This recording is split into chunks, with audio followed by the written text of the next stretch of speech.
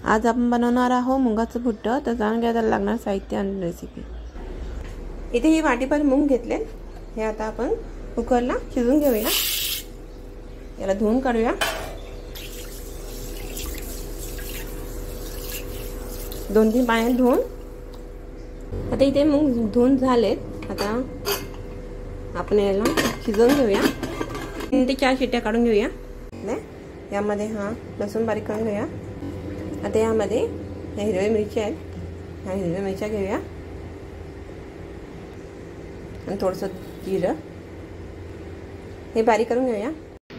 आता इथे हे मूग शिजले, त्याला थोडेसे दाबून घेऊया। इथे हा भांडं गरम झालंय, यामध्ये तेल घालून घेऊया। आता यामध्ये कढीपत्ता आणि हा टॅमॅटो परतून घेऊया। त्यामध्ये हा बारीक केलेला मसाला आहे, हिरवी मिरची लसूण हे टाकून घेऊया।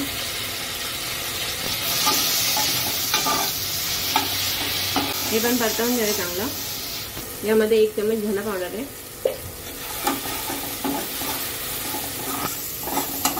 आता हे परतले आहे, यामध्ये आपण हे मूग टाकून घेऊया। असे थोडेसे दाबून घेतलेत, आता हे याच्यात टाकून घेऊया।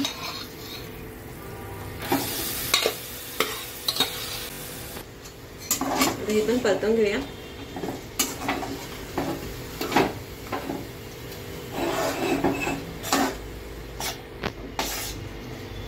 आता यामध्ये थोडंसं पाणी घालूया।